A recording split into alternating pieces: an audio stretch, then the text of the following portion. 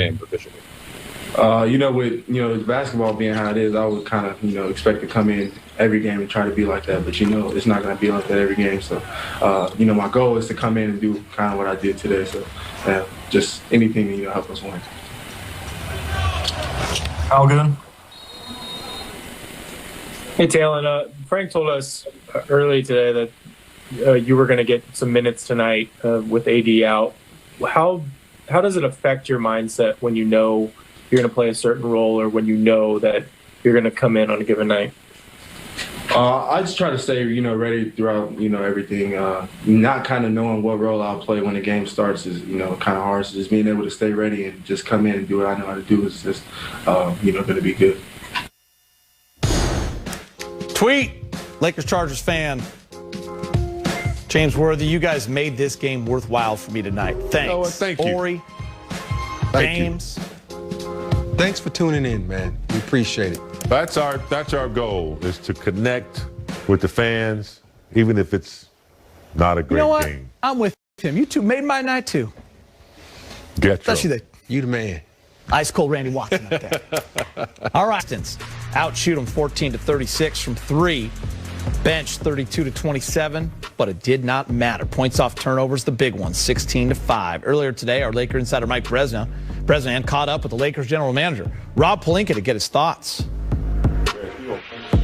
The good news for the Lakers, a lot of depth on this team.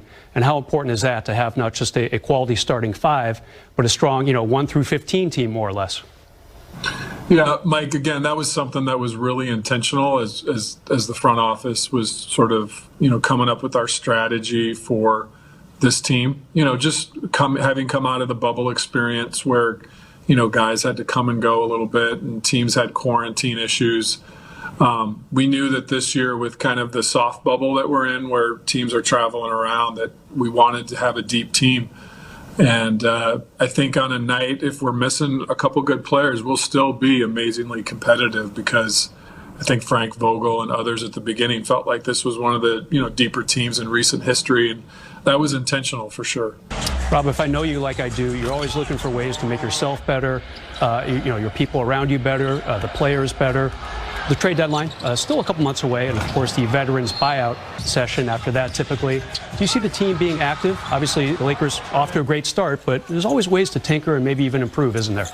One of the things you're always doing in the front office is you're running scenarios just to be prepared. I've said at the beginning of the season, sometimes it feels like a grand chess game, and you want to study the moves and study what other teams are doing. And so we're always doing that, but at the same time, you don't want to tinker or change something that's working extraordinarily well.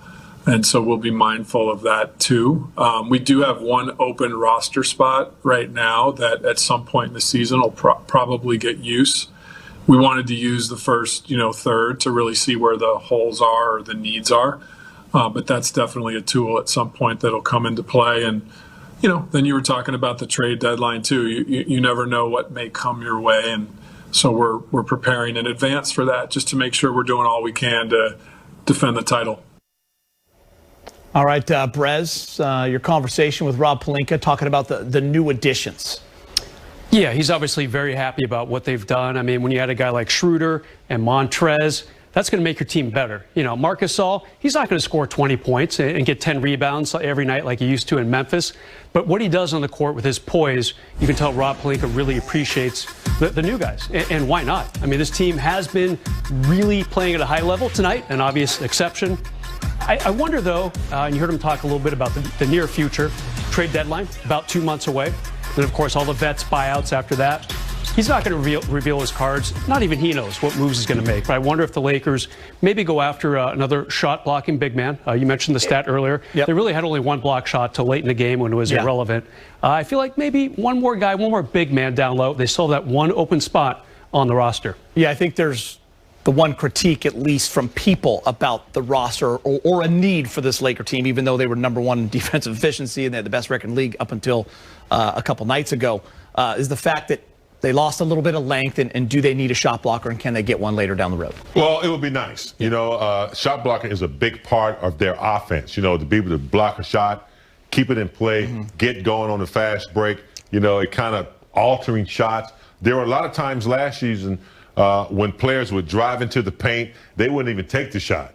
They would know that they were shot blockers there. So it would be something, if they could find somebody that could come in and be consistent there, it can only help them. But the other player that I hope they can find, a consistent offense for is Wes Matthews, because he can shoot. Remember the one game he had the 6 threes? They haven't found that rhythm for him yet. He sets picks and tries to step back quick. It's not quite developing yet. I'd like to see him get a little bit more consistent. I know he can do it. He's playing really hard, but he's a specialist at shooting.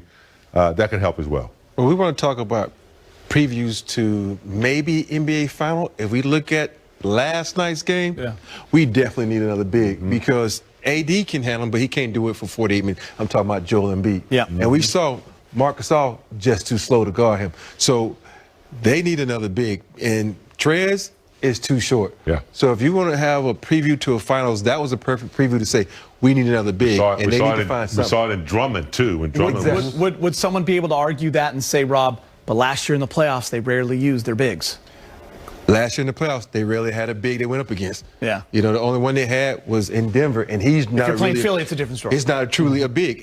Think about it. Tell me one other big they played against in the playoffs. And actually, Dwight was effective against Jokic. Whether you use them or not, you need them for when you have to use them against. And by the way, great in the regular season.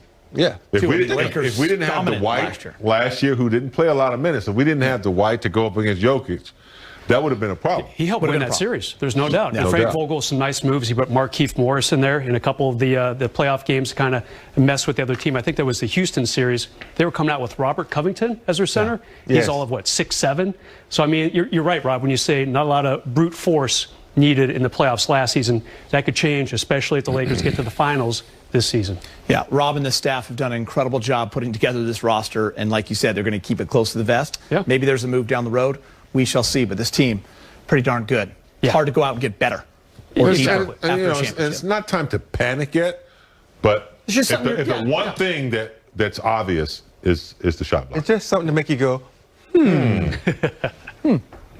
Maybe just a little. Because other teams are aware of it. They're aware of it. They're going to the cup. They're not afraid.